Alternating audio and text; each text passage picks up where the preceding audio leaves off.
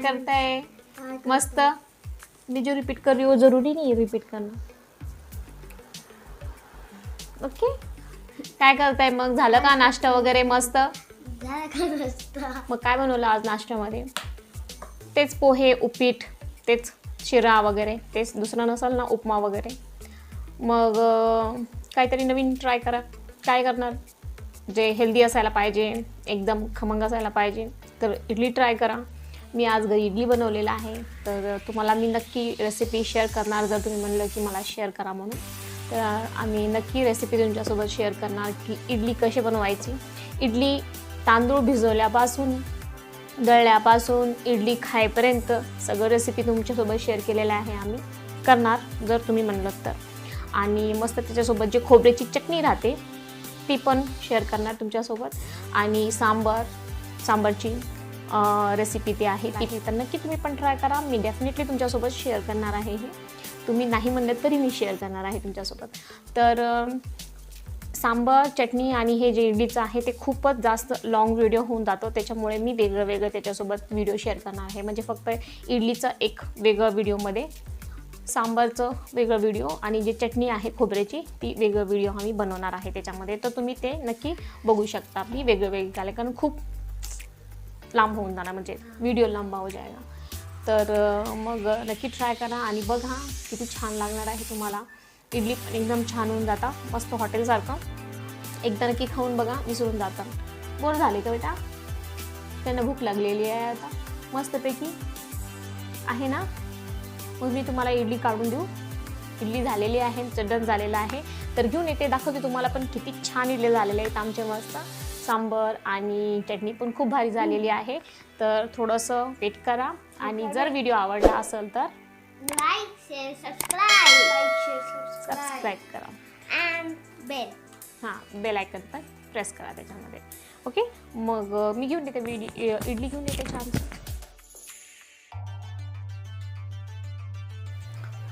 चला मग आज आपण पाहूया मस्त खोबऱ्याची चटणी एकदम छान कशी होणार आहे। तर खोबऱ्याची चटणी करण्यासाठी लागणार आहे साहित्य आहे, हे खोबरं आहे, मस्त त्याला फोडून, कच्चं खोबरं आहे हे, फोडून त्याला कट करून घ्यायचे आहे। हे डाळवं आहे, ह्याच्यामध्ये तुम्ही जर डाळवं नाही खात तर त्याला शेंगदाणे पण टाकू शकता। शेंगदाणे भाजून घ्यायचे आणि त्याच्यामध्ये टाकायचे, तर शेंगदाणे टाका किंवा डाळवं टाका, पण डाळवं टाकल्याने अजून भारी टेस्ट येणार आहे। त्याच्यानंतर हे फोडणीसाठी आहे मोहरी आणि जिरं, कोथिंबीर आहे, अद्रक, लसूण, हिरवी मिरची। हे खूप तिखट आहे म्हणून कमी घेतलेलं आहे, ते तुम्ही आता तिखट खाता का नाही ते त्याच्यावरती तुम्ही घेऊ शकता। आणि हे फोडणीसाठी आहे कढीपत्ता। तर आपल्याला आता काय करायचं आहे,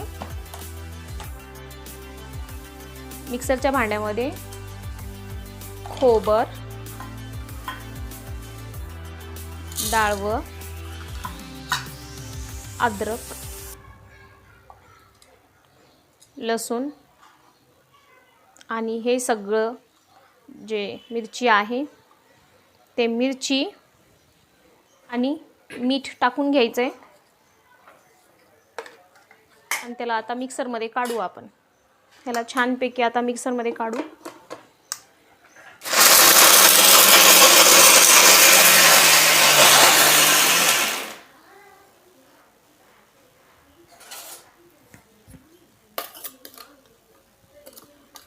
खूप टेस्टी चटणी बनते ह्याची, खोबऱ्याची चटणी।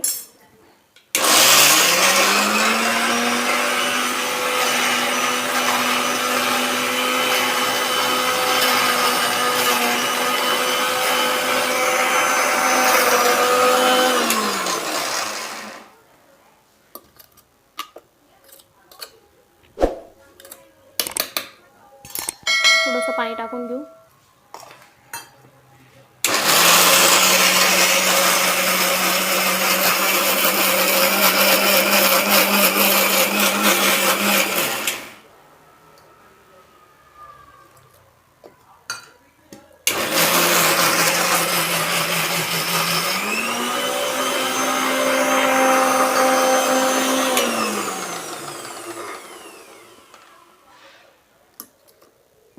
एकदम बारीक पेस्ट करून घ्यायचं ह्याला, एकदम बारीक।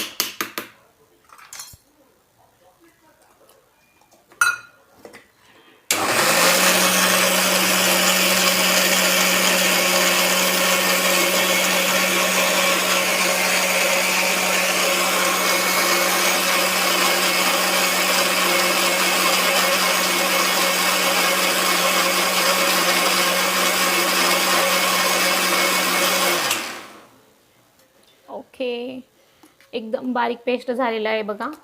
अजून थोडं फिरून घेऊया. जेवढं बारीक असणार तेवढं छान लागणार.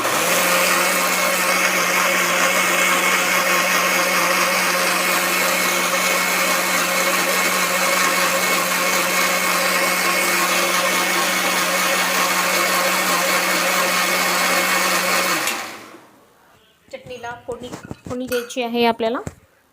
गॅस लावून घेऊ.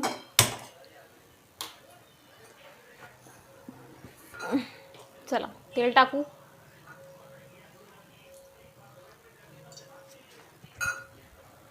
जिरे आणि ही जी मोहरी आहे ते टाकू.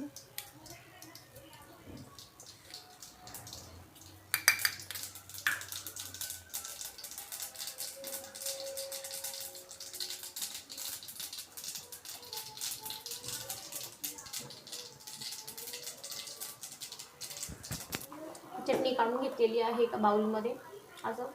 आणि आता ह्याच्यावरती फोडणी टाकायची आहे आपल्याला.